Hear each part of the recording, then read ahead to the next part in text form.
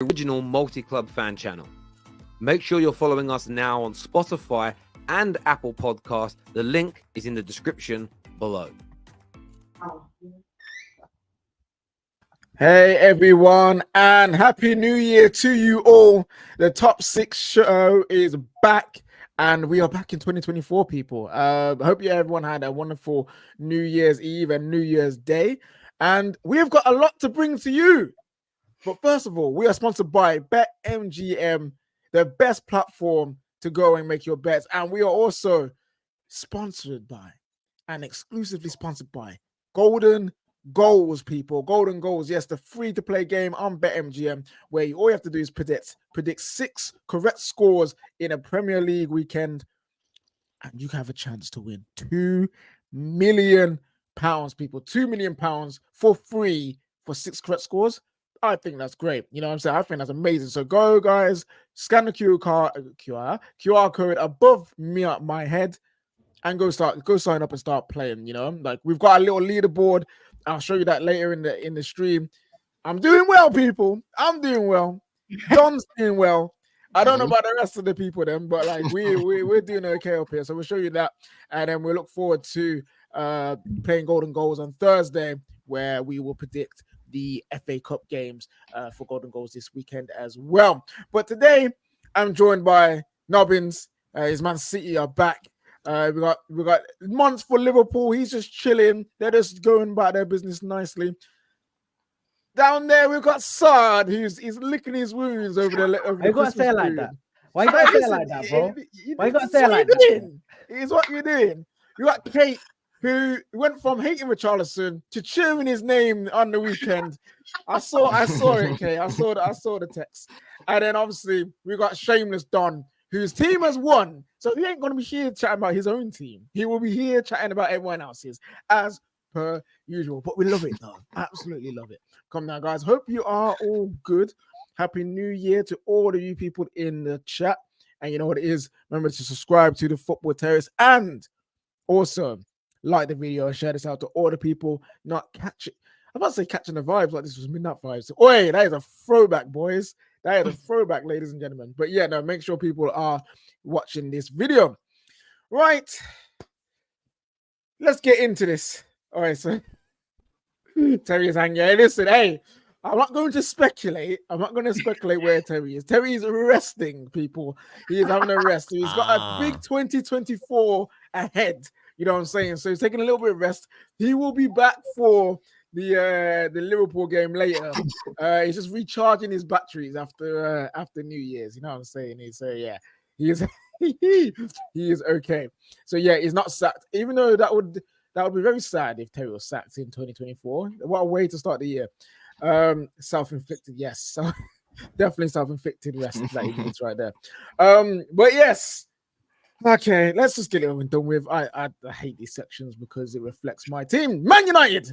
On the weekend, losing 2-1 to Nottingham Forest in the most Man United way possible, allowing Anthony Elanga to have a good game and get an assist, even though he's my boy. Big up Anthony if you ever see this. Well played, but you hurt me, man. That hurt me bad. So yeah, they get beat. You got Sir Brailsford in the stands, sitting next to Fergie, just wondering what's going on.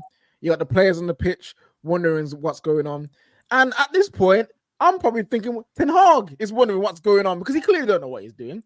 Taking off Mainu for McTominay as a tactical change, which then leads to both Nottingham Forest's 2 goals. The forwards stinking up the gaff as per usual, and the midfield unbalanced as per usual. But we already know about the performance. We know what Man United are, so we don't really want to get into that too deeply. But what I want to ask you guys is what, now that January's here, obviously you got the transfer window, everything's open, all of that jazz. What should Man United do, and specifically Ineos and Sir Jim, talking about Ineos, Sir Jim in wearing that Mercedes Ineos shirt. I'm joking, by the way. We'll see if they're good enough or not. But what should Man United do and Ineos do about Ten Hag? Should they sack him? For one, should they sack him? No, just now. they're in a weird position because if they sack him, then you're almost repeating history all over again. It's okay. You're not quite getting what you want over a 2-year period. So, just hire and fire. And that's what I associate with Chelsea.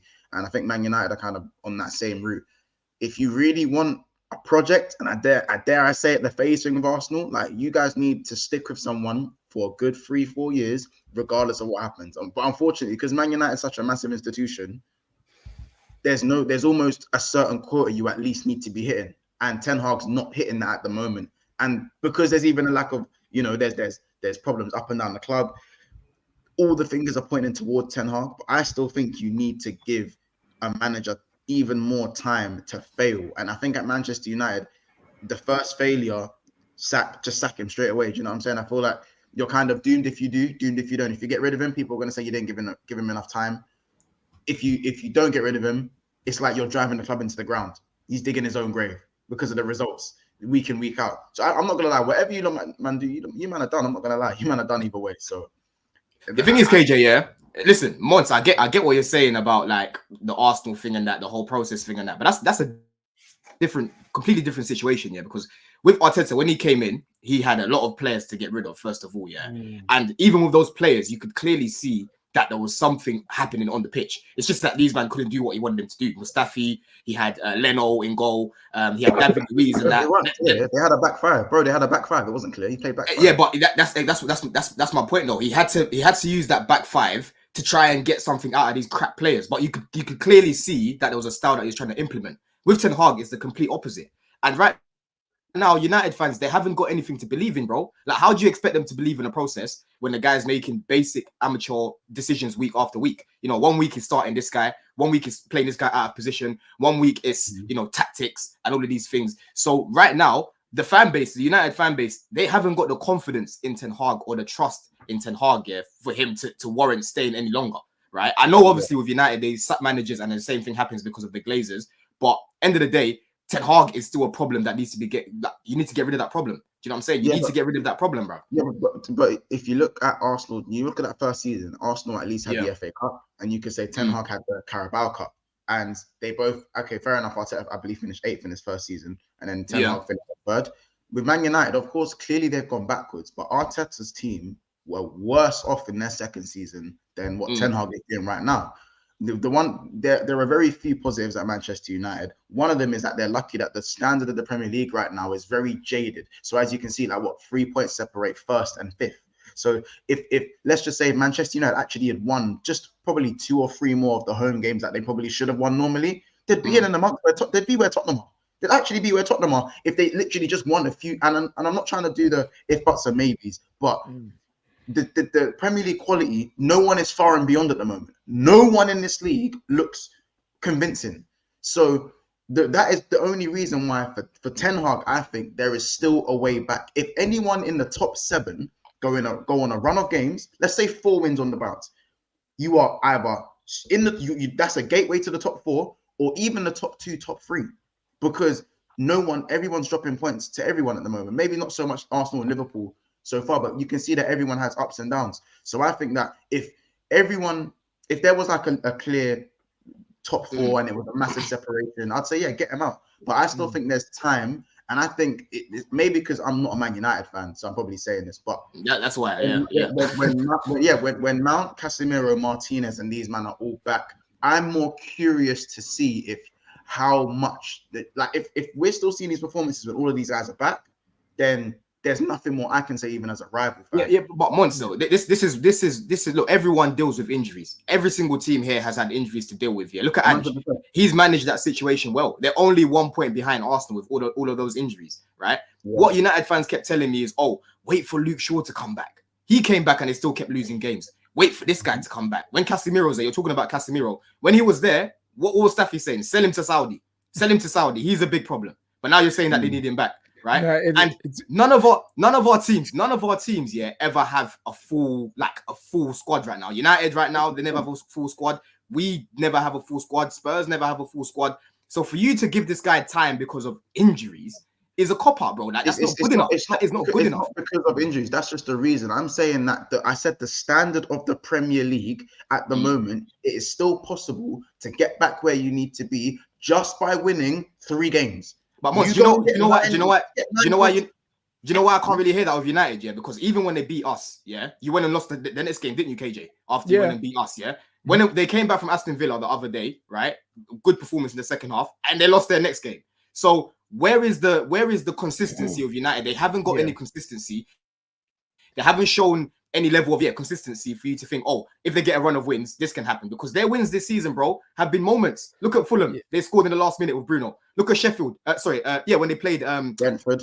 Was it Sheffield when Dallo scored that banger?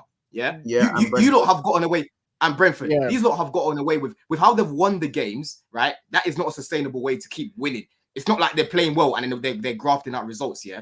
They've literally been depending on moments, bro. From time Luton have more goals than Man United. Yeah, it's a poor. Where can you be talking about consistency, bro? Yeah, it's a poor indictment. And Nobby, I want to come to you because your team's a well-run club. Like, do you? Okay, so say Ineos sacked Ten Hag in Jan. Who would you think to bring into this role of interim manager? Because I don't think any manager that you would want as a long-term solution is available in Jan. Like long term. So who do you think would be a good enough manager to come in and just steady the ship, not make us fall down any further than we are, and just go and just build from there? It's a bit of a cop-out answer. I have no idea. I don't know if such a manager exists. I don't think it's helpful to sack him and just bring in an interim for a few months. I don't know what the end goal would be there. I think that Ten Hag, there are a lot of issues there, but I don't have sympathy for him, but he has been given too much power and responsibility too quickly. That goes in terms of like the transfer strategy. That also goes in terms of like on-pitch decisions, such as, why did you play Johnny Evans over Varane? Oh, tactical reasons. Why have you taken Mainoo off for Scott McTominay? Oh, tactical reasons. I don't know who the assistant manager is at Manchester United off the top of my head, but it doesn't seem like there are enough checks and balances for Ten Hag. And he's sort of like suffering as a consequence, but by his own making. But at the same time, the whole, a club is structured to not give one man so much power. These aren't the days of Sir Alex Ferguson, where you did give him all that power and responsibility, but he was so good as a manager to do it. United have given Ten Hag the Fergie treatment, and it's come to bite them in the bum. As I say, there is no proper checks or balances there. I don't actually think he's good. Good from a long-term perspective. I don't think he's good enough, because if you're saying that, oh yeah, this is tactical, then that tells me that you are a bit out of your depth. But he clearly needs some help. As I say, I don't know who the assistant manager is. I don't know who are his helpers at United, but it's pretty obvious that he, as I say, he's in over his head, and I don't know. It's a shame for United because there isn't anyone for them to bring in. If there was, if the perfect manager was there, like if a Pep Guardiola or a Jurgen Klopp was just there and you can bring him in, then that's a different conversation ultimately. But I don't know actually who would be available. It seems to me you need to sort out a lot of other stuff before it's not going to be as simple as just get rid of the manager and all the problems will be solved. Yeah. No, I believe that. I do think the likes of the CEO that we want to bring in needs to come in, the likes of a new football director, sporting director, all the structure does need to be fixed. But it's how long does the club persist with him being there just to keep some stability when the stability is rocky anyway with him there. Yeah, so I think at least this season, I think you've got to give him at least the rest of this season. And then obviously it depends on what like the background structure happens. Maybe Ineos come in and maybe you have a conversation with Ten Hag and you go, right, you said, initially in your interview, you said you were going to play Ajax football. Then you come out in public saying, no, we're not going to play that football. What's the deal? So then maybe have that conversation in the summer. And if Ten Hag goes, right, yeah, sorry about that, we are going to play Ajax football now. Or if he goes, no, actually, we can't, then I think you have the conversation of, right, well, what's the point of you being here? You know what, KJ, what you guys need as well, just to add to that, like United you lot are well known for not being able to get rid of your players. And even if you do, it's like meaty prices. How much did you get for Zidane Iqbal? About $1 million, from Utrecht. You got $1 million for him, your youth team player, right? And you got Liverpool getting 25 million for Solanke, and obviously you know how we flip players, right? Hmm. But you need them to come in and in the summer to just start clearing out. Just start clearing out and starting again. Because as much as I think Ten Hag is a problem, your current players are also a problem as well. There's a lot of players right now. Anthony, this guy has to be the worst signing in the Prem, man. Honestly, I didn't think I would see anyone worse than Lukaku, yeah, but this guy is worse, bro. He has to be the worst signing that I've seen in the Premier to come in for the money that he did and to score one goal he scored this year. Nope. He hasn't scored a goal. I don't Is it, think how many, he's even... three goals he scored this calendar year, right? He's done that little. I do not remember what he's done at all. Like, honestly, yeah, I don't remember. The only goal I can remember from this year, or the last year in 2023, was against Barcelona. Other than that, I don't remember any goals. And against Arsenal as well, he scored in his debut. Yeah, but that was in 2022. That was last year, isn't it? Yeah, before 2 years ago now. 2 years ago now. Yeah. Yeah, man. So like, you lot need a massive clear out. As much as I think you need a new manager, you do need a clear out in the summer, man. We do need a lot of things. Oh, that's sad. Before we move on to the next section, this question. Listen, so if I said to you, look, Man United sack Ten Hag, and then our options are the likes of Ruud van Nistelrooy, ex-player, he managed PSV, won a couple of trophies, come in and do something. Robin van Persie is looking to become a coach. Do you give him experience? You got Laurent Blanc, who's an old experienced manager. You've got Graham Potter, who's obviously Premier League experience to come in and do any of these names, you got Conte, would he even take an interim role basis at a club like Man United?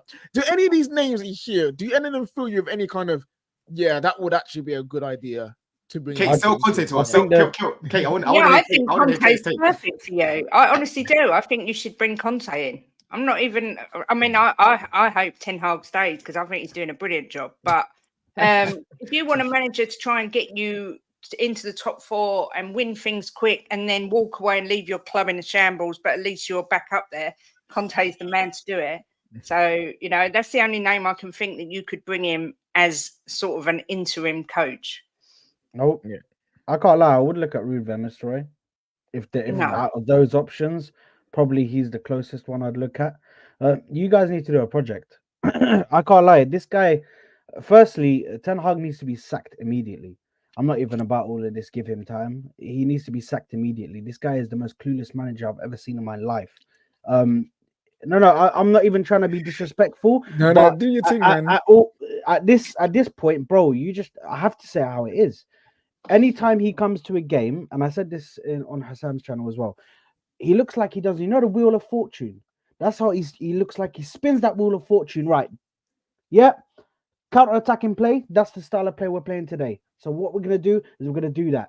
Last year, he had Rashford as his player. So it was Rashford, inshallah. Whatever happens, happens. Now, it's McTominay, inshallah. Whatever happens, if I'm in a bad spot, stick McTominay on. He'll do it for me. It doesn't matter. We saw that with Kobe Mainoo. Tactics. And then you're taking... Who did he take off last time? And he said it was tactics. Was it Varane? Varane, yeah. No, he didn't start Varane. He didn't start Varane and said it was tactics. This guy is the most clueless manager I've ever seen, and he is way out of his depth. He, in order to handle a team like this, coming as a manager of previous experience, you have to have handled some sort of massive club to that stature of Man United. And I understand he was at Ajax. I understand he did this and did that, but with all due respect, he's come in here. He's handled it terribly. The fact that he's not, the way he's handled the Sancho situation is outrageous. Because even me, if I was manager, I would sit him in a room and I'd say, "Listen, we need to find out a way to resolve this now. Do you want to leave, or can we come up to a way where we can put all of our arguments aside and let's just do what's best for the team? Because you need Sancho." He's the one who passes the ball around. He's the facilitator. He's able to pass it to the striker. I think he had Sancho in the team, you'd be getting more out of Højlund. So I think for me, Ten Hag has to go. I feel like you need to get somebody else in. It's just about who do you want to bring in? Do you want to go with the project route where, I'm not going to lie, you're going to have to strip a lot of the players because a lot of the players don't need to be there. Yeah, I know, but it's whether you want to do a semi rebuild where you strip some of the players and then you get some players in to replace them, or do you want to do a full rebuild where similar to us, where we stripped everybody? It was just get rid of everybody else, get everybody new. Yeah, people in the comment section below and in the live chat, let us know what you think. Ten Hag, should he go now? Should Ineos wait and do their performance review and all of that before doing that? Who do you think should come in on a permanent or interim basis? Let us know. We got some comments and super chats here. We got first of all, we got Nobbins looks like Tomo F1. That I don't know who that is. I'll assume it's a compliment. Hey, we'll go with that. Man like Matty becoming a member, our guy, content creator as well. Big up to you, man. Thanks for that. We love the support. Have you not been scared enough with Dutch managers? Hey, listen, it's not the nationality that's the problem. It's him. Like, you know, like he's like Cruyff was an amazing manager. He's Dutch. You know what I mean? Like, it is what it is. People are good or bad. Don't worry about the nationality. Also, Louis van Gaal was a very good manager. He just wasn't good at United. Yeah. That's a pattern though. Anyway, it could be anybody. Joachim Low is a free agent. When's the last time he managed? Was it literally Germany in the World Cup and they got absolutely spanked? Is that it? I think so. Yeah. Jeez, flipping out. This is what I mean. We're scraping the flipping barrel here. Damn. 125 for Anthony Donny van der Beek. Yeah, 125 million for those two. We've been fleeced. We've been fleeced by Ajax, and we thought Van der Sar at the time was doing us a favor. Clearly not. To be fair, Van der Beek is a great player. I think United have ruined him. No, okay, listen. He was on the up. I'll give him that. But his style, I just don't think suits the Premier League. He's not a hustle and bustle. Maybe. He hasn't got the physicality. If he was in Spain, I reckon he would have been balling out in Spain ages ago. You know, he's going to the Bundesliga for a bit. We'll see how he does. But yeah, it's a combination of both. We have not helped him, but at the same time, I don't think Van der Beek suits the Premier League, which is okay. Potter is coming in. Jim absolutely loves him. Listen, if Jim comes in, I'm gonna take this Ineos. I mean, Jim, if Potter comes in, I'm gonna scrape this Ineos logo off this shirt. And my missus got me this shirt for Christmas, and I'll be upset. But it has to be done because Jim, don't do that. He's gonna come in. You best, KJ, prepare yourself because he is gonna come in. They wanted him at Nice, and they will want him here. No, I promise you, he's gonna come in. If we get that brother from who's ex Juve and PSG CEO, he coming in there and telling them no. He has to. Otherwise, might as well sack him there and then. Ten Hag has been in the job for 18 months. The biggest issue for many of the fans, he still doesn't seem to have any defined style of play, losing to City and Newcastle and Crystal Palace and Nottingham Forest and Bournemouth and all the 14 losses this season. Okay, I'm going to stop. And as someone here says, obviously the next Man United manager will be Carrick. Too early for him. He's currently losing tonight now anyway, and he's got a lot to learn before that even gets into any kind of conversation. Right, moving on though, swiftly moving on. Remember to smash that like button for us, people. We absolutely love to see it. Resurgence. Spurs. They have returned again. We thought they might be slipping back into a little bit of a slump with that battering against Brighton, but a comeback and beat a Bournemouth side who've actually been in good form as well. So let's not make out like it's just some dead Bournemouth team on the bottom of the table. They have been very, very good the last few games and months. So a good 3-1 win. Listen, Kate in the group chat just said this. I can't speak much or come on to the reaction tonight, but I'm just going to leave you with this. Richarlison is rubbish. And he left. And then he scores. And I heard nothing from Kate again. so yeah, Kate, 3-1 win. How do you feel about the performance? And obviously, Richarlison scoring once again.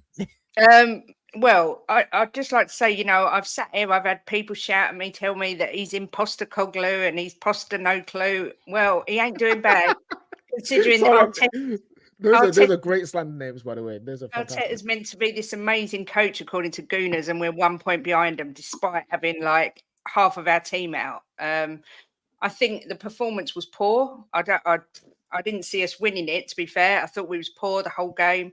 Gio had a good game. Gio Lo Celso lost Sarr, who I thought started the game so well. But at the end of the day, the performance don't really matter. It's the 3 points that count, and that's what we got. Yeah, I mean, Ange, he's what he's done for our team in the space of a few months is nothing short of miraculous, really. He's turned us round. I still argue the point. People say that Declan Rice has been the most influential signing so far. I still say it's Vicario. He's changed not only, obviously he's a great keeper, he's changed the attitude of the back line. He's so vocal. And yeah, it was a fantastic result, made even sweeter by the fact that lot down the road crumbled again. But yeah, all good. Like I say, I think Ange gets a lot of abuse. I think he gets questioned a lot. He gets accused of being naive. This is his philosophy. Ten Hag hasn't got one. Ange has. And this is his philosophy. And sometimes we're going to win, sometimes we're going to lose. Until he gets the personnel that he wants, that's how it's going to be. So, right. But on we go. But talking about winning and losing, so he had an interview after the game, and we'll pull it up on the screen for everyone to see. And the interviewer says it's not just 3 points today, but it's 3 points that put you within a point of the top 4. And then Ange says this: if I'm not mistaken, we are 3 points off the top. So at the start of the season, people thought Spurs fans were getting carried away. We're going to win the league. We're going to do it. Then, obviously, they had a little slump, and then a lot of Spurs fans retracted and said, you know what, I'm not going to win the league. But it seems like Big Ange, he's got his eyes on the title. Are Spurs really, let's be honest now, are Spurs really and truly in this title race? Monts, let me know.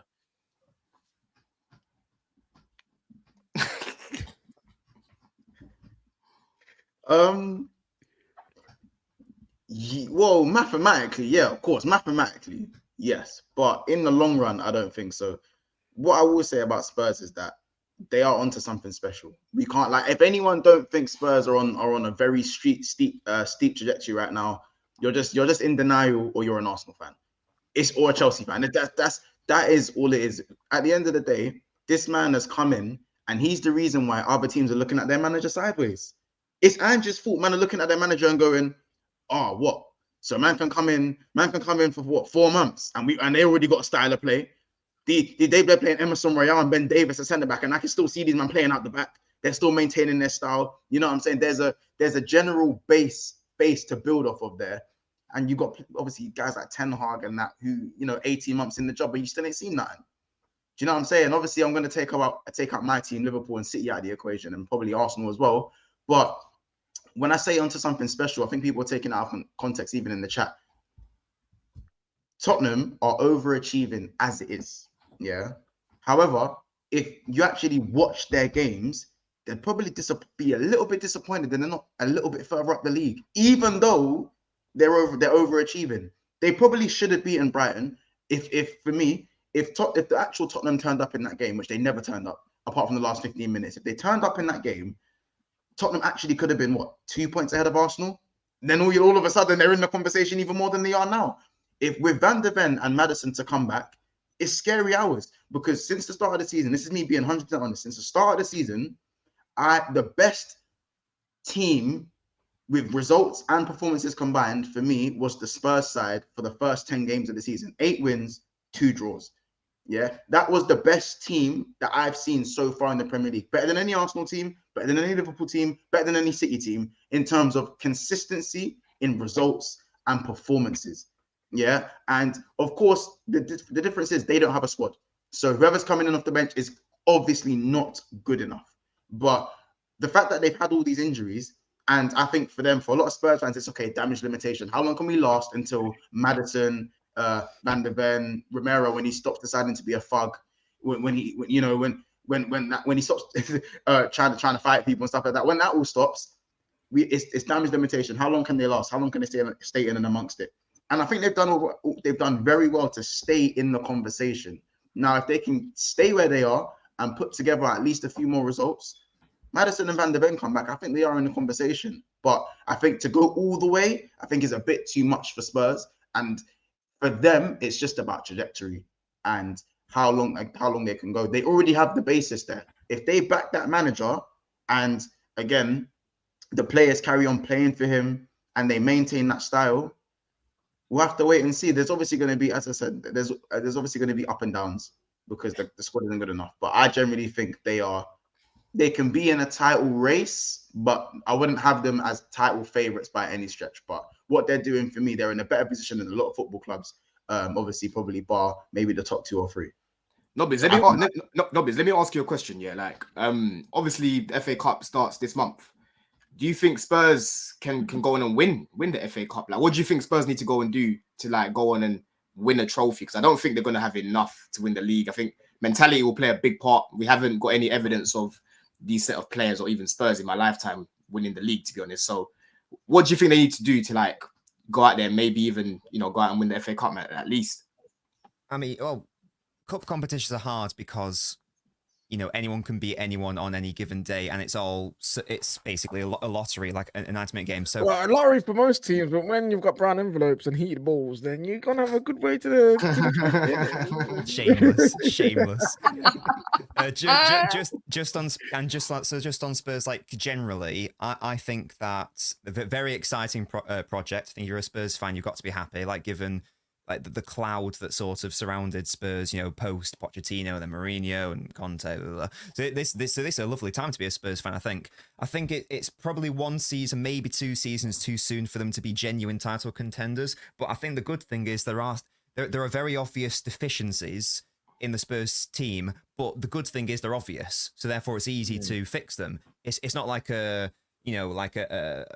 like even Man City this season where we were struggling. It wasn't really obvious what the deficiencies were. But with Spurs, I think it is. Like obviously they need probably 2 more centre halves with depth. They probably Kate's touched on Richarlison. They probably need like an actual a striker who can do the job and be a proper Harry Kane replacement. They probably need at least 1 more forward, maybe some more depth in midfield. But it is really obvious what Spurs are trying to do. It's obvious what Ange is trying to do. And as I say, I think it's quite obvious where the areas they need to strengthen are. So the question mark will just become, will Ange get that backing properly in the transfer windows? That's the only question really. But yeah, I don't see why. I think they're going to get 4th this season. That's where I predicted them before a ball was kicked. I'm going to stick with that. I don't think they'll be in a proper title race, by which I mean, let's say 5 games into the end of the season. I don't think they'll realistically be in a chance. But yeah, I'm sure Kate's loving it. I'm sure all Spurs fans are loving it. Because Kate, as well, ask you, do you believe that your club, because Nobby's mentioned like getting the players in and the obvious holes that need to be filled, do you believe your club, specifically Levy, will actually get the job done for Ange to get the players that he needs? First of all, I don't think we'll be anywhere near the FA Cup. I don't think we've got the squad to take it seriously. I'm not going to lie. I think he's going to put a lot of kids out this year, and I can forgive him for that because we're so down to bare bones at the minute. I mean, when I was watching and we've got Davis back on the pitch, we've got Skip, Dyer. Oh my God. That sort of team is not going to get anywhere. Do I think Levy will back Ange? Going on past experience, hell no. But Ange is the sort of manager that isn't going to demand a superstar. He likes to buy from markets, Japanese markets, go out there and find hidden gems, if you like, rather than go for the obvious superstar. That's good, though. That's good. Yeah, Vicario is the prime example. He's been one of the best goalkeepers in the league this year. And he's, what, £13 million or something? And I spoke about his talent ID as well in the summer when people were trying to slate him. Yeah, and we've got Paratici working away in the background, even though he's ain't he in prison? What? Wait, no. He bust case. He bust case. He bust case. Fair play to him. It's cooking behind Scott Munn. I think Scott Munn's the face of it, but Paratici's doing all the cooking in the back. But I think he's got the burner in the cell. That's yeah, exactly. Right. I think we're getting centre back. I think that looks like it's going to happen soon. I think we might get 1. We need 2 really, but we might get 1 more. But it's going to be the proofs in the pudding. I'm one of these cynical fans that's gone 23 years of watching Levy just fail to deliver for our club. So I'm sitting on the fence with this one, and I'll believe it when I see it. But it's not just about backing him in January. He's got to do it consistently in the summer. I mean, I think if we had our full team, we'd be right up there. I predicted us to finish 7th this year. So for me, anything above that, I'll be over the moon as a first season. But I do see what Ange is doing. And I think people can laugh and say Spurs are never going to win anything. I see something here which I haven't felt for a long, long time. And I think if Levy sees it too and backs him, we could go on and do something special. Fair enough. Fair enough. Spurs are high flying right now. Listen, the way I wish I was just happy with my club and my team. Come over to Spurs. We welcome you, KJ. Come on over. Bruv, at least, listen, we might be bad, but at least I see a trophy every 5 years or something. Flipping hell. I don't want to be starving. But yeah, I hope everyone's all good. Remember to like and subscribe to the Football Terrace. And you know what it is. Make sure everyone's watching this show. Share this out to everyone who's not watching. Also, we're sponsored by BetMGM and Golden Goals, the best place to try to have a chance of winning £2 million for free. And all you've got to do is download the BetMGM app, sign up, and play Golden Goals, and it predicts 6 correct scores every week. And if you do that, you'll get £2 million tax free. You see them pagans call the government in the UK? They're trying to thief our money, but if you win this 2 million, they can't touch it. So we love that. And please remember to make sure you are 18 and above to play the game. Be gamble aware. Make sure you are playing within your means. And also, this is UK only as well. Unfortunately, for everyone around the world, you cannot do this. Only UK-based accounts allowed. Moving on to the next team that we're going to talk about. And they also won. Another team from London also winning on this weekend. That is Chelsea. Chelsea finally getting a win. You know what I'm saying? They've been up and down all season. Don's here smiling and smirking. I see him doing his thing. But we're not here to talk about the performance per se. Great goals from Palmer and Madueke. I want to talk about what Chelsea are really known for, which is signing players, spending money. Todd Bowley doing Football Manager. That's what we're here to talk about. And we got this little tweet here from Blue Footy. It says Chelsea have opened talks to sign Jean-Claire Tobido in January. He's high on the Blues list, and that's coming from man like Santi there, as you can see below. Guys, we're looking at Chelsea signing potentially another player in January, and it's a centre-back. Don, do you guys even need another centre-back? Because I swear you've got like 6. Yeah, we've got a lot, man, but Chalobah's going to be leaving, most likely. Thiago Silva, he's most likely going to be leaving as well.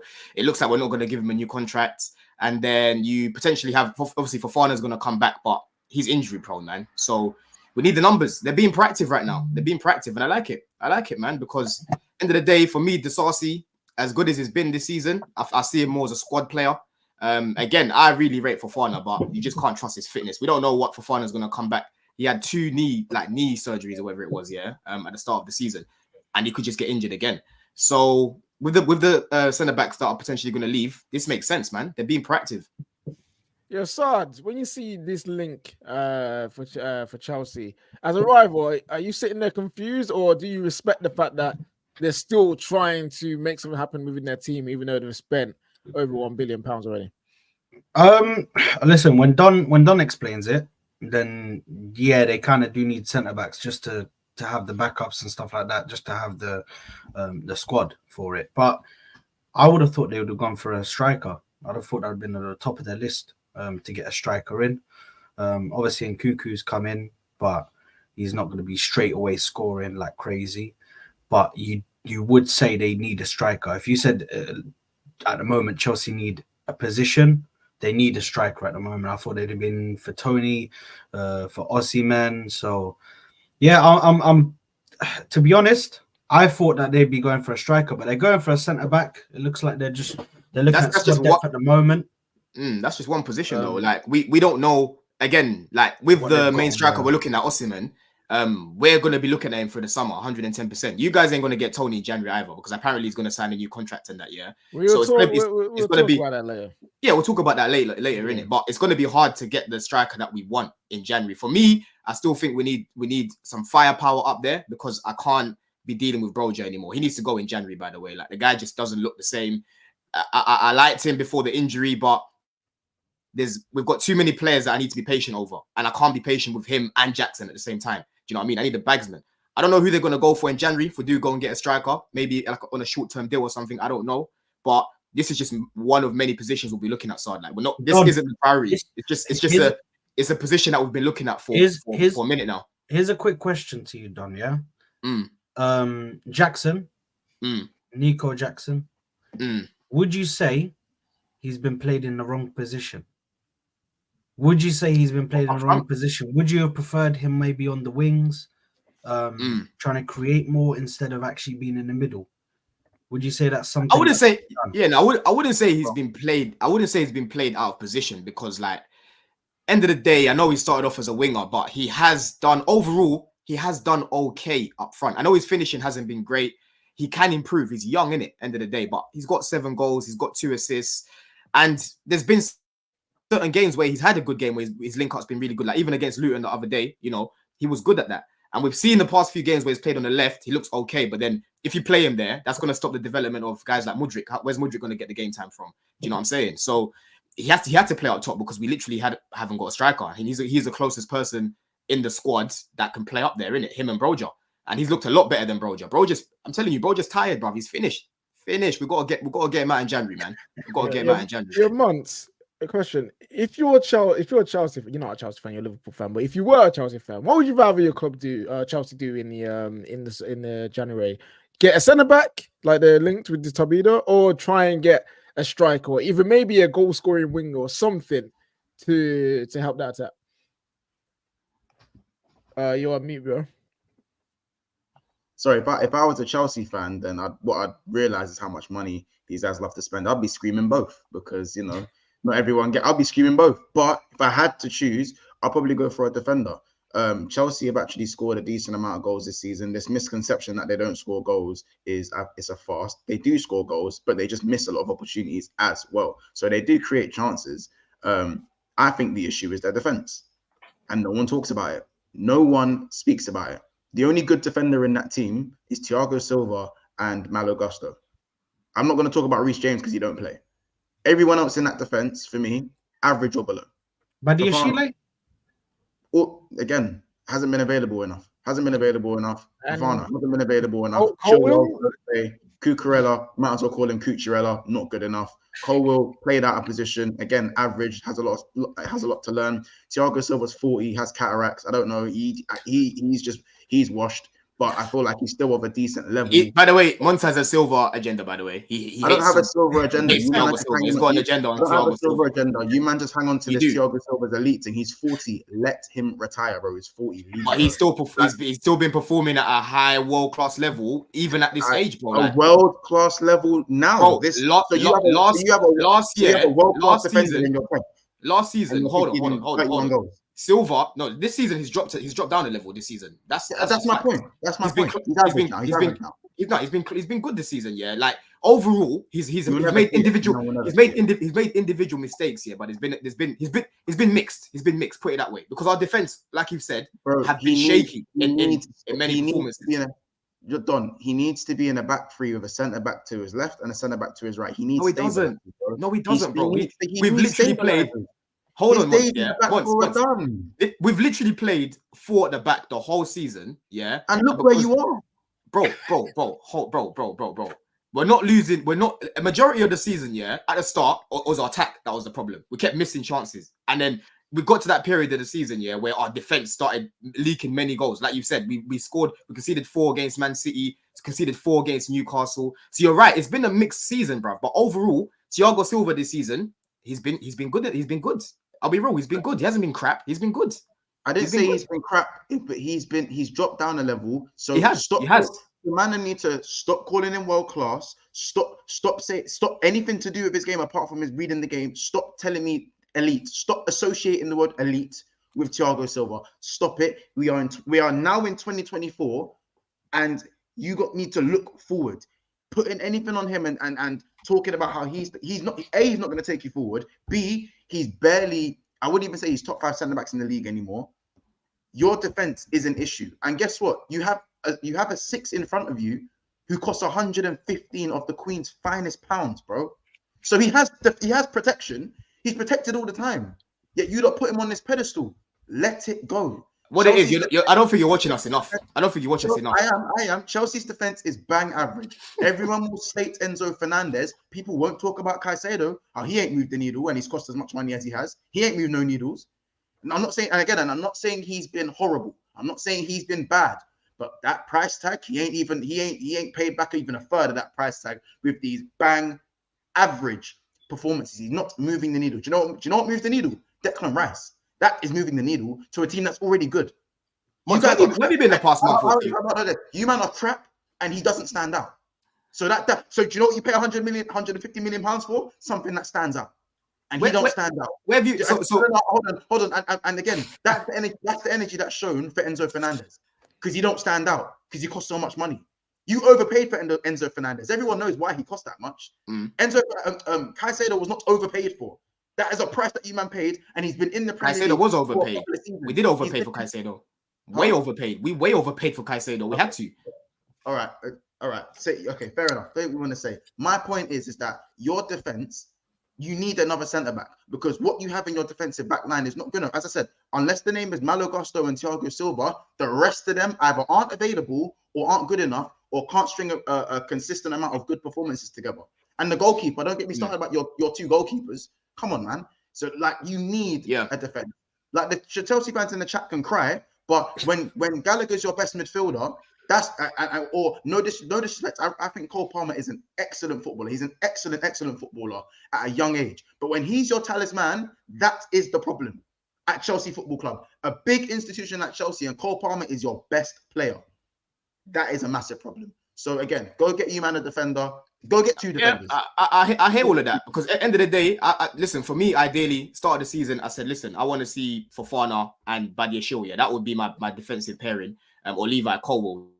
Yeah, going forward, because for me, Silva, we need to phase him out. Like you said, the guy's nearly 40 now. Again, he's dropped down a level this season, to be fair with you, but we're talking about a generational defender here, innit? But we can't keep playing my man every single week, because he's not going to be here for the future, like you're saying. Do you get it? So I can see why we're looking at centre-backs, man, because when we play Silva and Dasasi together, we always have to play the deepest line, because those guys are slow. Yeah, they're slow. They're not quick. And Poch likes playing a high line, so I don't understand why he keeps persisting with those two. I know like Badiashile's been injured here and there, but I've barely even seen him try like Levi and Badiashile together. People will tell me, it's a bit baffling when you've got quick defenders there. To be fair, I don't think you need fullbacks, to be fair, because you actually need an actual left back, because your left backs are either washed or injured. Bro, we need a left back. We need a left back and we need a right back, bro. I'll be real. Both. We need man. Both. Crazy out in here. But guys, in the comment section below, please let us know, what should Chelsea do in January? Who should they buy? Should they buy a centre back? Should they buy a striker or fullbacks? Why don't they just get better tactically, KJ? Why don't they just get better tactically? Yeah, or just, you know what, just get a better coach. How about that? You know what I mean? How about you grill Poch for me? Grill Poch for me, innit? We'll grill Poch another day. We'll in an interesting time. We got our 3 points. We're only 3 points behind United now, so come on, man. That's a great achievement. One of the worst Man United teams you've ever seen. How the mighty. Anyway, moving forward. We got a game tonight, people. New Year's Day game, and it is Liverpool taking on the Toon, taking on Newcastle. The Geordies are coming to town. They're going to Liverpool, and they've had a very up and down season. Obviously, everyone expected Newcastle to be more closer to the top four and in amongst pretty much where Villa are. That's where people expect Newcastle to be this year. They haven't necessarily done so. They've had some poor results away from home, and they go away again. Guys, what are we thinking? Before we go to Monts, Nobbins. Hello. How do you see this game playing out? I think Liverpool are going to win, and I don't think it's going to be close. I think it'll be a 2-0, 3-0, easy, comfortable, controlled. Newcastle are going. I don't know what they're like. I don't know where they are in the form table, but like they just seem to be. The fixtures seem to be catching up with them. This fixtures seem to be catching up with their squad in respect to the injury that's now leaking into the performances. Trippier started the season as people claiming like one of the best fullbacks in the league. Now all of a sudden he's washed. So I think that's fatigue maybe catching up with these players. Liverpool are on a bit of a roll. They're top of the table. They're too good for them. I can't really see Newcastle doing anything. I'm just trying to think of what they could do. Well, they're going to have to play on the counter attack because they're not going to be enough. They're not going to be good enough to overrun Liverpool, obviously. I just think it's going to be a bit of a mismatch, to be honest, which is a shame because I want Liverpool to drop points, obviously. But it's not going to happen. They're going to be too good for them, I think. It's Salah's last game before he goes to AFCON as well, so he's going to want end and bang. 2-0, 3-0, easy, I think. How about you, Kate? How you see this game going? Yeah, I agree. I think it's going to be. I predicted 3-1. I think it's going to be quite easy for Liverpool. Newcastle just don't look like. I don't know. They're a funny team. You never sort of know what you're going to get with them at the minute. But I just think the games are catching up with them, and I expect Liverpool to win this quite comfortably, really. Well, I'd rather Liverpool be at the top than City or Arsenal. So, sorry, but that's how I feel. What's your beef with City? Don't get me started on the whole cheat. Fair. Don't get us You know what? started. Yeah. Don't get You us know started. what? She's a Tottenham fan, but there's one thing we agree on, bro. We're against illegal activity, bro. Exactly. We're against illegal activity, bro. You know what I mean? All right, no, it's funny. Backstage, we're like, we don't really have a Man City section today because they're just doing Man City things. And I was like, we'll find a way. We'll find a way. They'll bring them in there, and we just have. Monts, winning today will take you 3 points clear from the top. 5 points clear. 5 points clear. 5 points. You'll be 5 points clear if you win today. Respect our game in hand. Respect it. But Aston Villa are on the same points as you, so you technically 3 points away. I don't count Villa. I don't count Villa. So. Okay. Bit rude to my hometown, my brother. You know what I'm saying? But I'm living over here as well, KJ. Don't do that. I'm living over here. You know, I'm over here as well. Man's in the ends. But anyway, no. Okay, 5 points clear of Arsenal. 5 points clear of Man City as well if you win this game. Do you think winning this game will set you up nicely to go and win the Premier League? No. No, not at all. Not at all. Hey, I've learned my lesson. You don't know me. 2 years ago, 2.5 years ago, Jurgen Quad. I've learned my lesson. Unless I'm 12 points clear minimum. I remember that. Hey, Terry's classic. Months on here. Jurgen Quad. Go look for it, man.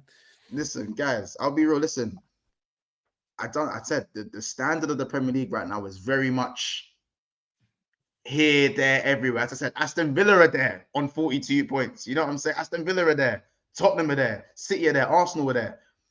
Us being 5 points clear of the two other favourites, I'd say, and maybe 3 points clear of Villa, it's not enough. It can put us in a decent position, but the January window is still very important. I think for Liverpool, with the injuries you've got, it's about getting us over the line. Performance-wise, Liverpool haven't been sustainable. I'm one to always get onto Arsenal about unsustainability because everyone seems to think that they're these juggernauts. But Liverpool are the same. We're not exactly sustainable. And the fact that Endo is the one running our 6, and he's been very good these last 5 games. But if we're talking about what's going to take you to a title, Endo isn't the answer. They need, and we don't have any left backs at the moment. Joe Gomez at left back isn't the answer. So in terms of consistency, Liverpool have the know-how.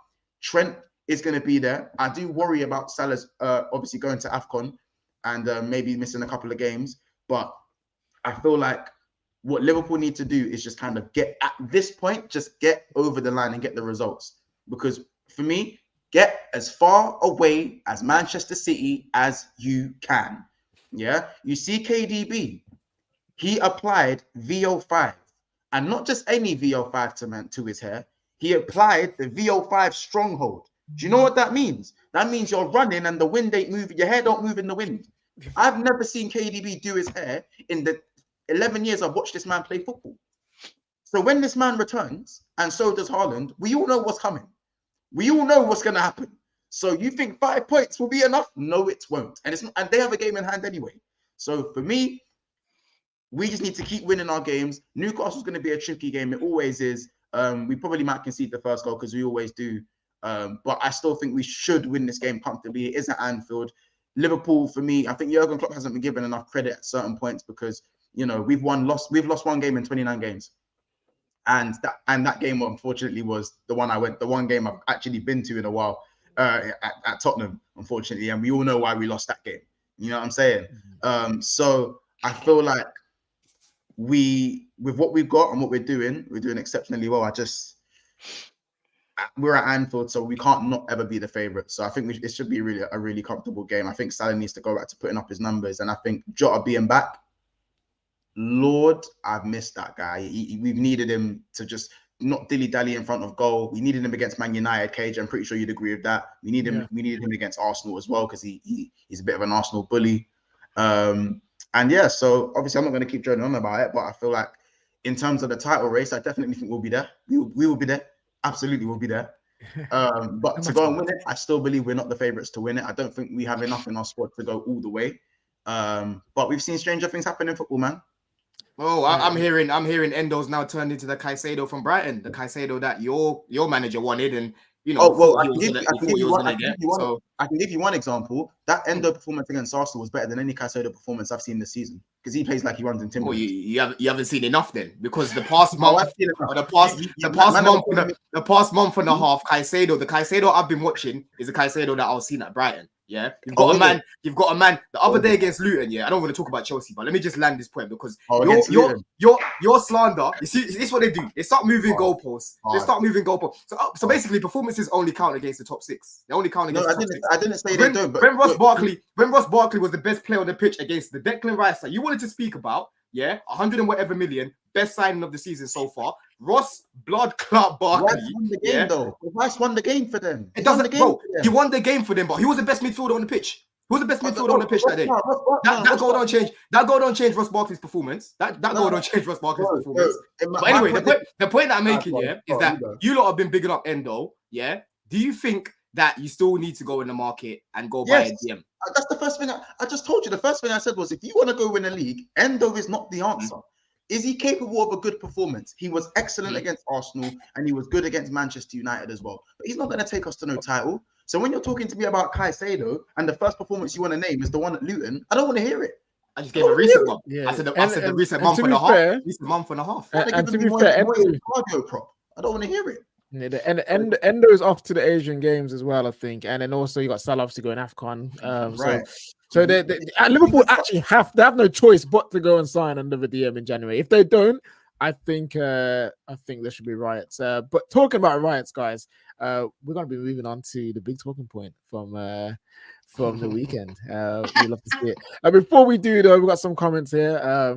Nikki says R9 is the best Brazilian in the league. Not hard when the Brazilians in the league include Anthony.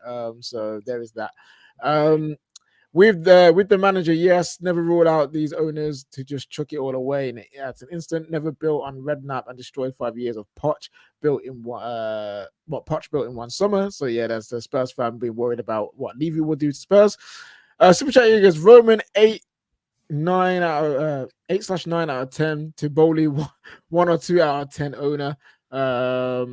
Rough times ahead for Chelsea. Long-term feel for you fans. That's from Tom Carlson.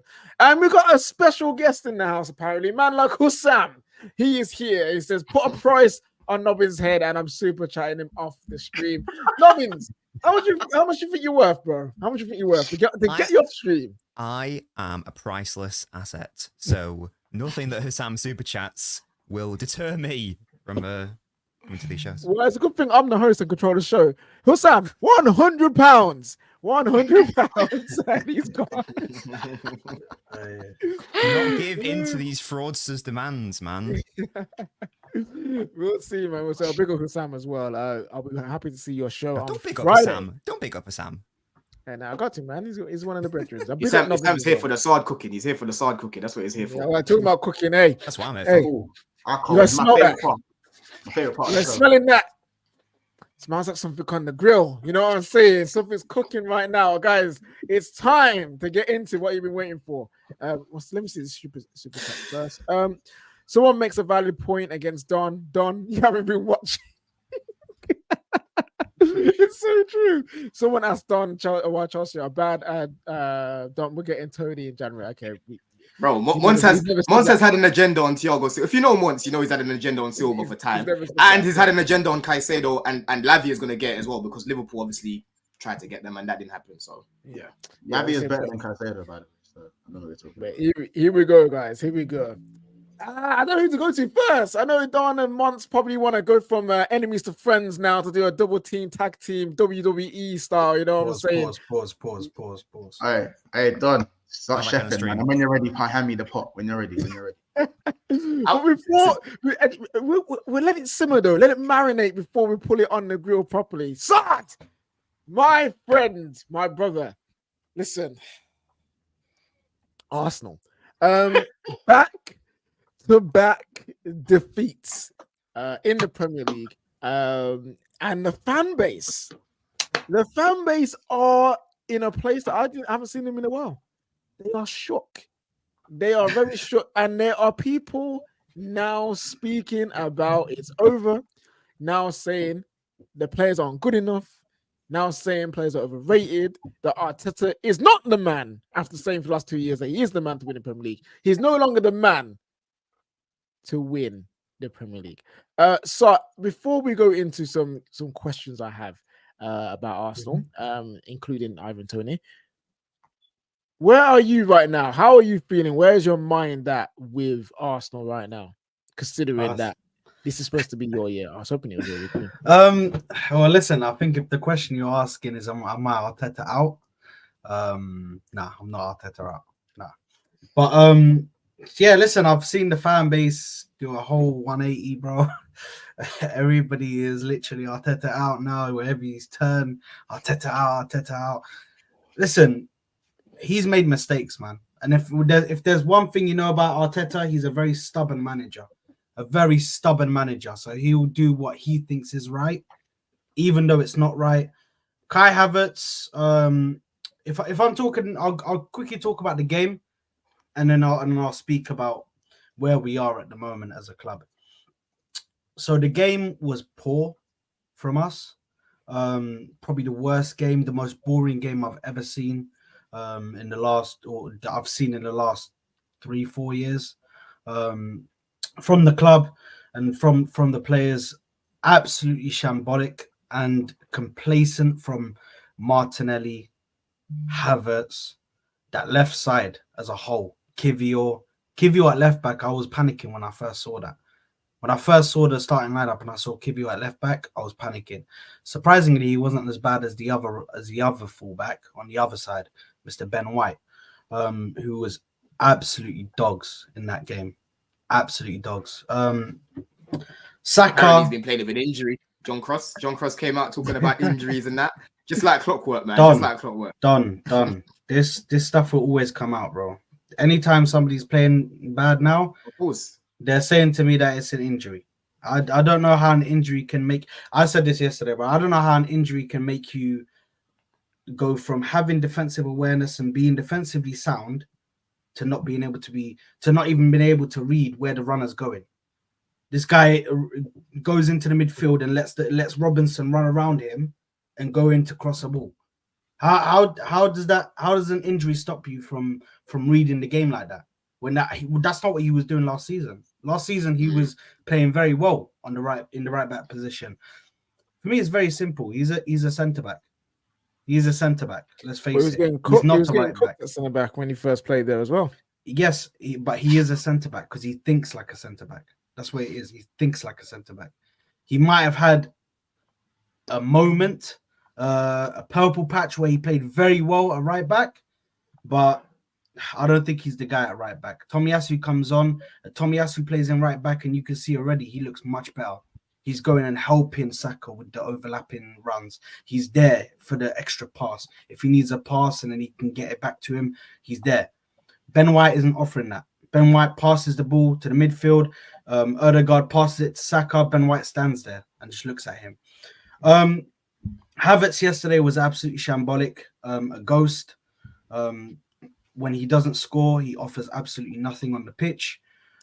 Completely different to what we had before, which was Granit Xhaka, who would help with the defensive duties as well as going forward and progressing the ball forward, getting it to Martinelli as quick as possible. And actually, I think that's what's hurt Martinelli the most this season. I think that's the reason. That's one of the reasons for his poor form. Obviously, he's performing poorly anyway.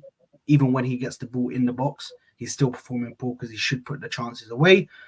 But part of that is because Havertz not getting the ball to him as soon as he can. There was moments in that game yesterday where Martinelli made a run and Havertz would completely ignore his run and try pass it backwards or try pass it sideways, which is absolutely unreal. I can't understand why he would do that. And just overall, where we are at the club at the moment, the Kai Havertz shit hasn't worked. The Kai Havertz move hasn't worked. He took a risk, and it hasn't. It hasn't worked. Declan Rice, give us any more. Amazing Give us any more. I transfer. keep seeing that on Twitter, man. I keep seeing that on Twitter. You lot are saying, Chelsea, how much more do you want? Like, do you want to give us a little bit more for man like Kai after this little purple patch? Yeah, listen. do not concern me with anything that somebody's told you. Okay, let's go on my words and my words only. Yeah, I'm not here to answer for other people's crimes. Hey, Unfortunately, I'm here to answer. No. Hold on, Monts. I am here to. Okay, hold on. I am here to answer for my crimes, Arteta's crimes, and the players' crimes. That's it. Yeah. Other fans, I'm sorry, they gotta hold that. Yeah. But anything Arteta. Wait, let's do that then. I need to go to answer Kate. I need to go to Kate. The crime that is being accused of Arteta now is being a fraud. Fraudulence is happening at Arsenal. So, what is your verdict? Is he guilty of fraud? I've said from the day I came on this channel that he's a fraud. He was gifted Arsenal on a plate, and he just. Do you know what? It makes me crease because I honestly couldn't give a monkey's what happens to Arsenal. You know, if they closed and went bankrupt, it wouldn't bother me in the slightest. But if I was an Arsenal fan, I can't understand how you defend him year after year. He just hasn't got it. He was gifted this. He's not had any experience beforehand. You need a manager that can get you over the line. And he can't. And I came on here and said it, and I got so much abuse. And now people are coming to me and going, do you know what? I think you're right. It's just, I don't understand it. But by all means, I love it that the fans are defending him. Let him stay there forever. Because as far as I'm concerned, all the while he's there, they're never going to do anything. They're into their the fourth year this year of the project? £700 million down. And they look worse than they did last year. You know, Declan Rice, he was useless at the weekend, and yet everyone's telling me he's world class. Yeah, because he's been consistent. With all due respect, Kate, he's been one of the most consistent players in the league. One of them, but he's not world class. No. I was told 2 weeks ago he was world class. I was told Saka's world class. I don't even know. I didn't notice him even playing yesterday. The trouble with Arsenal fans, right? This is the trouble with a lot of Tottenham fans as well. Arsenal fans think they are better than they are. Right? Arsenal fans think you are better than you are. You big up your players. You tell everyone they're world class, and in reality, they're not. There's Tottenham fans who do it as well. I know where we are. I know what we are as a club, and I know that Arsenal and Tottenham actually aren't that far apart. Our first team 11 against your first 11 aren't far apart, and both of us aren't up with the cities. Whether you like it or not, it's a fact. But Arsenal fans are so deluded. They've got this thing where they think they're entitled to win something. And the fact is you're not. And last year was a fluke. It papered the cracks. Now you're seeing Arteta as a fraud, and your players actually aren't as good as you thought. And it's just a joy to see. And Happy New Year. Wait, and the prosecution is still going. Yeah, listen, you have your chance to rebuttal in a moment. That's fine. All right, these two. I know they've been waiting, marinating. The grill is on. Kate started it. Continue on. Yeah, listen, Don, what are you saying? Just told you so, innit? Told you so, son. I told you so, innit? I told you that playing the way you lot have been playing this year, I have not been convinced, yeah? And this is not a sustainable way to go win the league, you know? You lot kept coming with the narrative of, oh, now we're a little bit more controlling because we've sorted out our defense, you know, we're controlling teams now. It's better than just going in gun-ho like last season. No. You lot were lying to yourself because you knew deep down that your attack were not performing like they were last year. Martinelli, poor this season. I keep talking about him this season. He's been shocking. Yeah, only against Man City and against Forest, like I said, when he played against that bum Aurier, were the only two games where I look at him for, okay, he had a good game. Maybe against Wolves as well, because you lot actually had a good game against Wolves, yeah. And then Saka, like I've been speaking about all season, and even when he was bagging and assisting, I was coming on here and saying overall, I'm still not seeing enough from him, and I was being told I'm a hater, I'm this and that. You know, I'm Chelsea. That's why I'm saying all of these things. But no. I'm speaking about what I'm looking at with my eyes, not just what the stats are telling me. And what I've been seeing from your players is that you've been below par. I know your manager's got some blame, you know, the in-game management, some of the lineups, you know, some of the guys that he signed, like a Kai Havertz and that.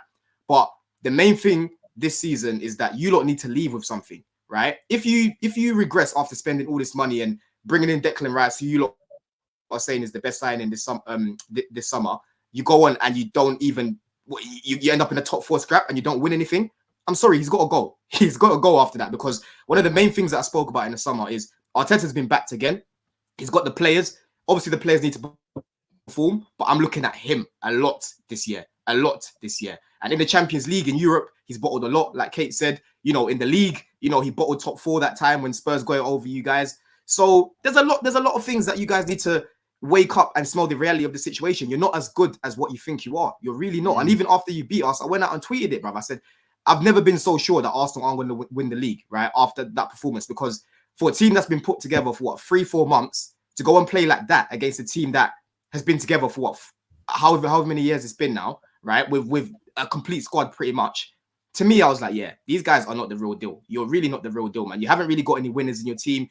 Your players are still young. So I think it's time for you guys to now wake up and smell the coffee and realize that you're not the guys that you think you are. And playing the way you've been playing is not going to win you the league. One thing that I spoke about in the group chat that we're in, I said, listen, if Arsenal carry on playing the way they did against Wolves, then I'm scared, because defensively, I can acknowledge you've improved. You know what I'm saying? You've got that spine of Declan Rice, Saliba, and Gabriel. They've been very good. But up front, bro, you can't keep depending on moments. You can't keep depending on set pieces. You can't keep depending on last-minute goals. These are things that aren't going to win you the league when you're facing a Man City that have world-class finishers. Do you know what I mean? When you're facing a Liverpool that have finishers like Jota in their team. Do you know what I'm saying? So for me, Arsenal, like I've been saying consistently, playing the way they are, they're not winning the league. And now, slowly but surely, guys like Saad are seeing it that it's not sustainable. Because Saad told me playing like this is sustainable before. But the other day, listen, hats off to you, bro. You changed your mind. You said, you know what? It's not. Playing like this is not sustainable, innit? So I'm just saying what I've been speaking about all season, KJ. Like, do you know what I'm saying? I'm literally saying the exact same thing I've been speaking about all season. They're not calling me a hater now, though, because they're not winning games. All right, Nigel. Farage. I see you. Monts is ready to. Monts is loaded. I can see it. Go, bro. Go. I have a few stats that I want to read out about Arsenal Football Club and some of their players. But first of all, Don already knows this because I said this over on my stream. I have a saying or a phrase that goes, and I think this applies to a lot of Arsenal fans. Not all, before you guys start crying again and talking about me generalizing, but a lot of Arsenal fans have this tendency to, you know, how should I say it? They seek validation and avoid expectation. That, for me, if Arsenal fans were in a dictionary, that's what it would say. Seek validation, avoid expectation. They love to compare their players to the best around. But if you ask them, are you going to win the league? They won't really want to answer the question properly. They won't really want to answer it. So again, seeking validation, avoiding expectation. And I'm just like kind of happy that this kind of reality check has come forward with Arsenal fans. It's like now, hopefully you will learn to stop comparing Declan Rice to Rodri. Declan Rice saw a Champions League football and stared at the ball like it was his new child, like it was a newborn. You do not compare a man that does that to someone who's just won a treble and has just won a three-peat and was an instrumental in all 3 of those accolades. You do not do that. Yeah, because if Arsenal just won a treble and someone else goes and signs a DM and he's been good for 4 months, you'll take it as the utmost disrespect to even make that comparison. So stop doing it. Stop comparing Bukayo Saka to Mo Salah.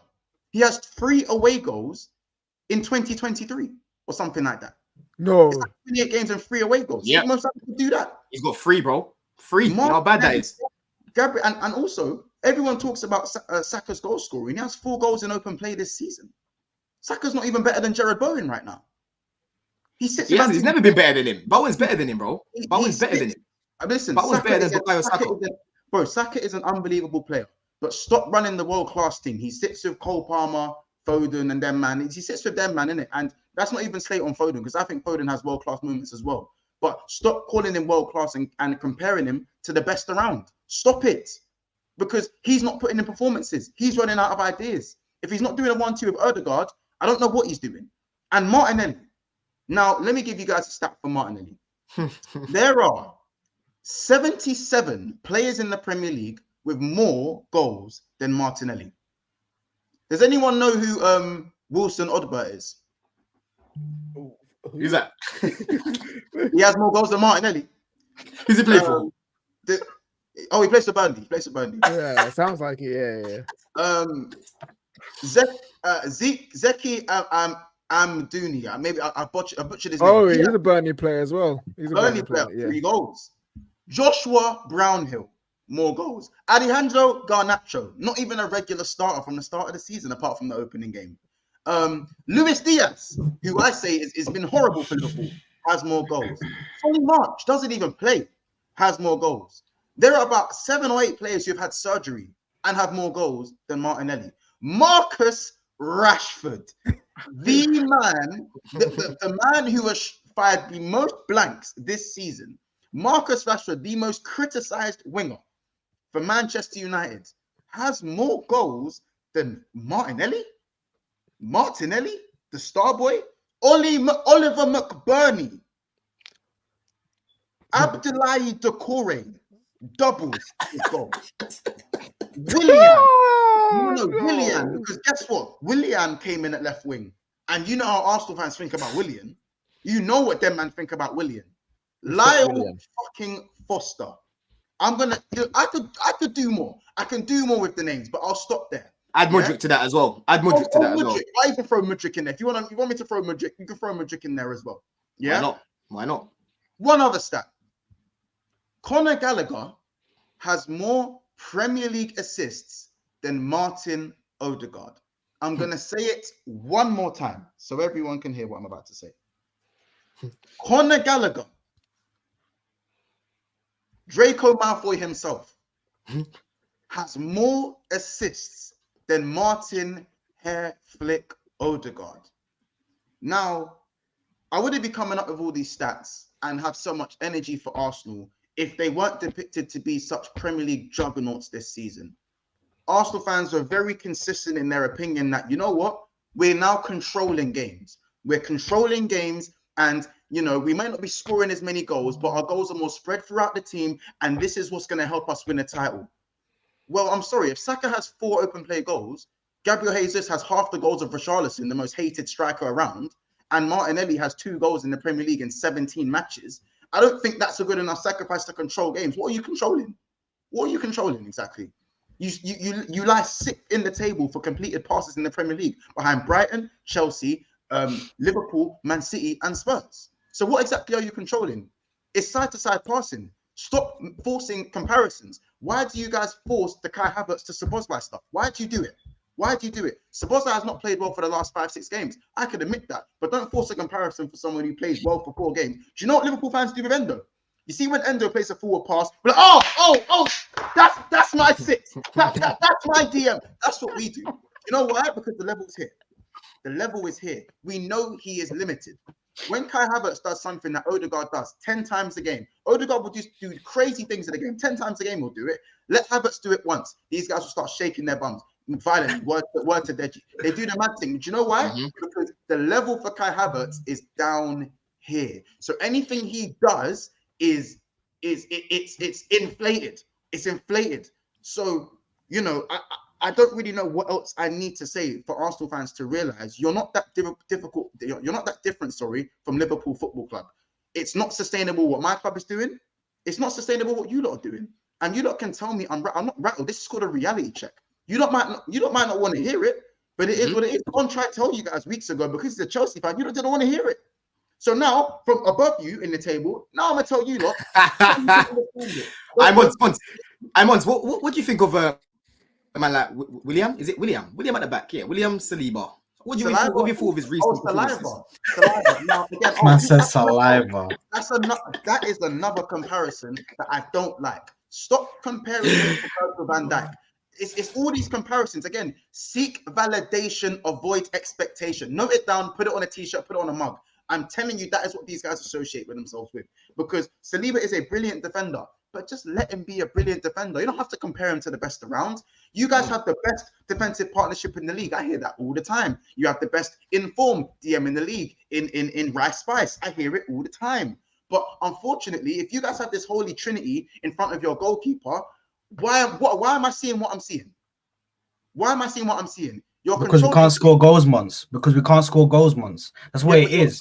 That's why it is. We are defensively one of the best teams in the league. I'll let you carry on with all the attackers. If you want to attack the attackers, that's fine. Okay, that's fine.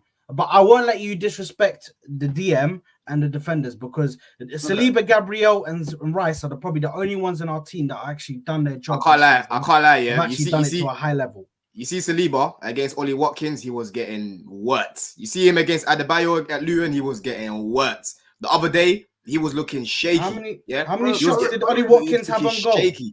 Hey, what happened in that game? What happened? Did you win that game? Did you win that game, Sard? Relax, man. They peppered our goal maybe let's Sard go. They peppered our goal maybe with 3 times done, bro. Well, like you're stretching now. I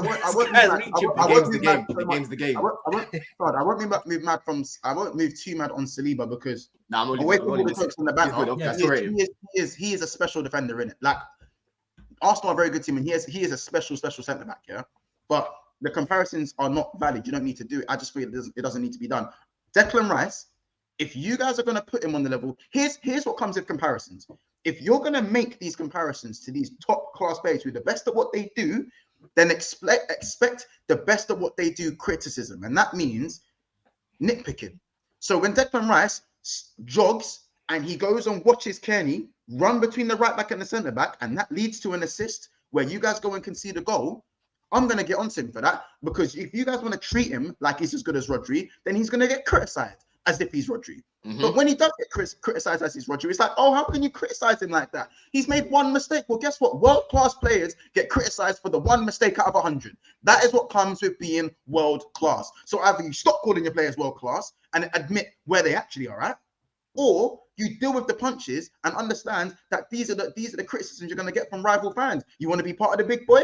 You want to be a Premier League contenders? You want to be sit at that table? Accept the slander and welcome. Maybe you guys, because you were outside of the Champions League for 7 years, maybe you guys forgot what it was like to be a big club, and you forgot what it was like to be nitpicked. And you know, if Mo Salah doesn't score for 2 games, suddenly he's on a drought. Well, guess what? That comes to being the best right winger in the world. So accept it. And that's what it is. Sorry, I'm done. The prosecution rests. Your Nobbins, please rate my judge performance after the stream, being a lawyer. Now on to the defense. The defense have had a lot to listen to, Sard. A lot to listen to. I won't go to Nobbins because Nobbins is a fair guy, and this is a manic court. You know what I'm saying? This is a crazy court. You know what I'm saying? You know, Nobbins is too sane and stable for this. Sard, all has been said. What is your reply to any of the points being made? So you got Saka, Martinelli, Odegaard. Those guys are being questioned. Rice being questioned. We won't go on the Saliba chat or the defense chat because like we've already established that. That's fine.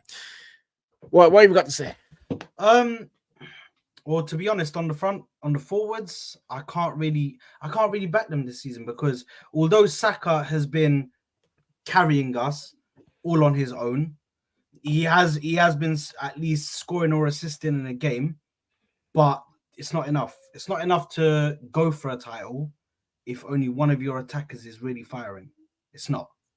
And you're going to need the rest of them to carry their own as well. The one thing you said, obviously, with Odegaard, you said that he's Gallagher's got more assists. Obviously, Odegaard's never been the assist guy. Odegaard's been the scorer. He's been a scoring midfielder more than an assist guy, but still poor start to the season. Although his actual performances have kind of improved over the last few games from where they were previously. He was disappearing in games at times, but overall, I think the team has been absolutely ruined by this Havertz signing. Because they took out Xhaka, who was a massive part of our system, along with the party injury, which I'm not going to sit here and fully complain because everybody has to deal with injuries. But that and us not getting anybody to be there to fulfill that party position, because although we want to say Rice is the 6 and that, yeah, Party and Rice are very different because the effect that Party has on us going forward and his progressive passing, his ability to break the lines is so undervalued at times. We don't even realize it because it was just there. He was just doing it. And obviously he's injured most of the time, so we can't even fully depend on this guy consistently. So we need to go out. We need to get somebody who is maybe not the level but at least the same type of player, because I don't think you can find anybody who is at the level at the moment of a Thomas Partey, especially for with the money that we're looking to spend. We're currently in a sell to buy kind of Do you not situation think right that's now. what Declan Rice should be doing? No. Declan Rice has not got the passing ability to be. Nah. I've got to disagree, man. You see Declan Rice, yeah. Declan Rice he's got a decent passing range. What it is about him is he refuses to play what he sees. So he will see the pass, but then he will play the safer pass. You get it? Like, he's got the ability to break lines. He has it in him, because I've seen him do it at West Ham, yeah. But here it's like he sees the guy in between the lines, and then he's like, he takes a second and then he goes backwards. What Partey does, he plays what he sees. That's the big difference in those two. Partey will get the ball and he doesn't hesitate. He's just in there. Do you get what I mean? With Declan Rice, he's a little bit more hesitant, and then within that time when you're hesitating, the defender or the opposition have blocked off that path, and now you're having to go backwards or sideways. That's the problem with Rice. But in terms of his passing, he's got a good passing range, man. He needs to be quicker on the ball and just fizz it out straight away when he sees that pass. So, But do you know, go on, bro. I was gonna say, do you know, jokes aside, do you know who I generally think should be playing for the rest of the season, or at least whenever you're playing low blocks? You guys you have a young squad, right? I think Jorginho should be playing with Rice and Odegaard, in my opinion. It's unpopular. It's a hot take and it's an unpopular opinion, but I think Jorginho, with his experience and the way he's been playing against low blocks way longer than any of these players at Arsenal, by the way, way longer than any of these players. He's done it at Chelsea. He's done it overseas. He's done it in the Champions League. He's done it internationally. I think for someone with his ability to break the lines, I think he could have the protection from Declan Rice. The creativity is also going to be next to him in Odegaard. And I think it will, especially if they kind of sit, I think it frees space for Odegaard to move left and right. Martinelli needs someone to work with because he's not good enough to do it on his own, in my opinion, at the moment. He's not intelligent enough. Saka, for me, doesn't even need Odegaard. He's good enough. You know, he's good enough winger to do it himself. I think Odegaard needs to maybe be more centralized as opposed to always on the right with Saka, because you can see Martinelli struggling out there. He needs help. He does need help. It's easy to see. I know people don't rate Jorginho, but Jorginho as when it comes to moving the ball side to side and breaking the lines, there was a game, what game was it in the Champions League where he played that ball in between? It's the first time in between. It was PSV. PSV. That was ridiculous. And I've seen him do that for Chelsea, by the way. He's done that for Chelsea. That's no fluke. Like, his progressive passes. His progressive passes. That's what he's good at. That. Yeah. He's experienced, bro. He's experienced. Yeah, cool. He's not mobile, but you got Rice. So let Rice do the running. Let Rice do the dirty work. Let Jorginho, bro. Jorginho is coming in for me. I think not always against the teams that are going to go at you, but if it's a team that's going to sit back and just low block, I think Jorginho is your guy, and I don't think he's being used. Monts, I would love to agree with you, but I completely disagree. The only thing what I disagree on is Jorginho is not that guy. He does it when I watch him playing with Odegaard disappears. Those are the games where Odegaard is left in the middle, so never pass the ball. Yeah, they cancel each other out. He doesn't get the ball to Odegaard enough.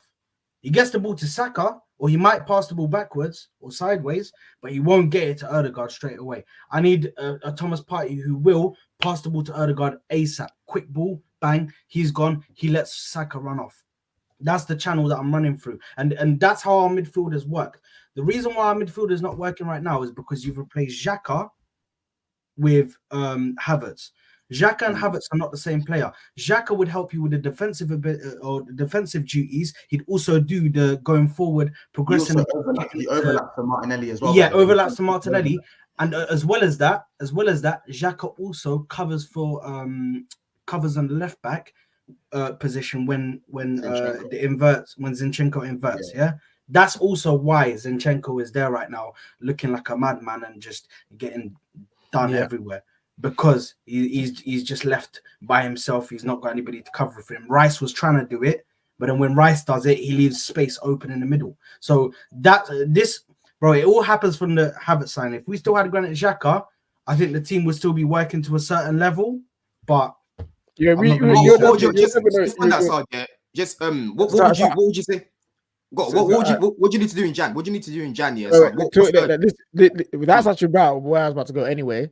Which is a good word. So, guys, I enjoyed that chat. Very good, very fun. So in the comment section below, please let us know how you think Arsenal will progress from this point, what they need to do and improve.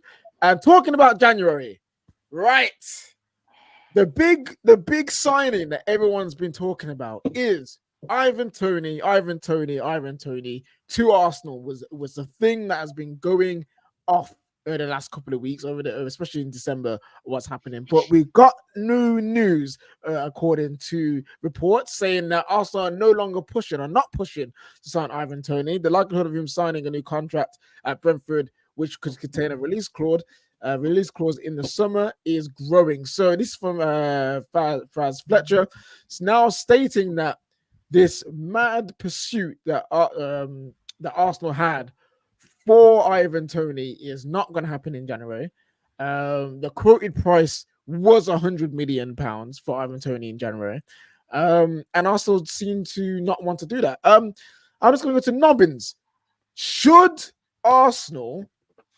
they actually just say screw it, 100 million Toney go, or should they wait? I don't think Toney is the guy to raise Arsenal's ceiling to the point where they can properly challenge City. I do think they need another striker. I've said this before, but Gabriel Jesus has never won the Premier League being the main striker. He was never that guy at City. The one season he was the main striker at City was the 19-20 season when Liverpool won the league. We played without a striker for 2 seasons, and Gabriel Jesus was right there. So there does need to be improvement in that area. I don't think Toney is the guy. I don't know who is the guy, to be fair, but I don't think it's him. And I think there are just general deficiencies in Arsenal's team as well in other areas, which I think we've already touched on. That Partey's clearly not reliable enough. Rice, as we've established, isn't Rodri, and he can't do that. The progressive side of that game. So probably another midfielder needs to be brought in at some point. The Havertz experiment in the midfield has failed. So there needs to be a left-sided 8 there.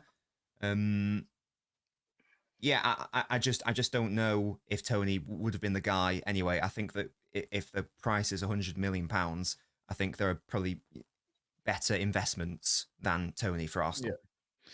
Yeah. And if Arsenal don't sign a striker in January, what should Arsenal fans really get on the club? Should they really show their feelings, or should they keep continuing with the PR positive spin, remain calm, it's all going to be a care approach? I think you just commit to Havertz up top. I think if that's what you're going to do, that gets him out of the midfield as well.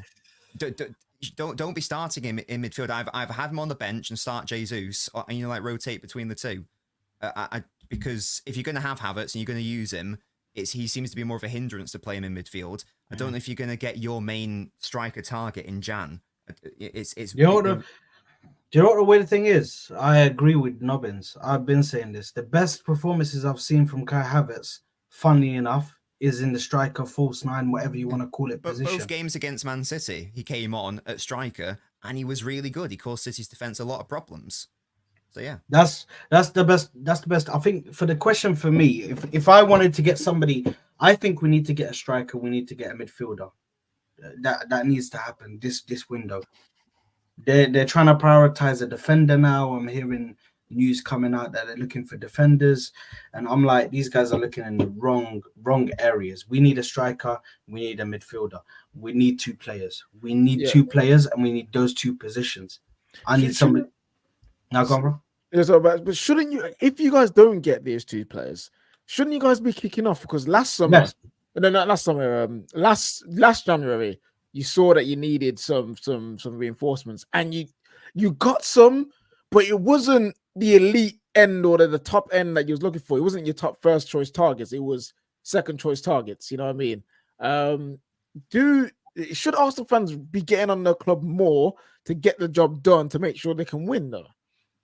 If we don't, I'll put it like this: if we don't get or we don't sign either a striker or a midfielder, one of the 2, one of the two. So I'm talking about a left 8 or a striker. If we don't fix one of those positions, we could be fighting for top 4 this season. It is that serious at the moment. It is that serious. It's not a joke. Havertz is not a midfielder. He is not a midfielder. He is, put him up striker. Say that again. Say that again, please. Okay, relax, Don, man. Okay. Nah, man. Nah. I spent all summer. You lot were Chelsea misprofiled him. He's a midfielder. Now you're telling me he's not a midfielder. Lovely. We were just trying to see if he fits into our system. He doesn't now. You know what I mean? We found out. We said, Alhamdulillah, we know we've gone through this. We know now he doesn't fit in our system. Fair enough. 65 million. Thank you very much. But yeah, listen. I think for us, we need to go for a midfielder. We need to go for a striker. I do feel Havertz can still be utilized. I definitely feel he can be utilized as a centre forward, being used in that position, 100%.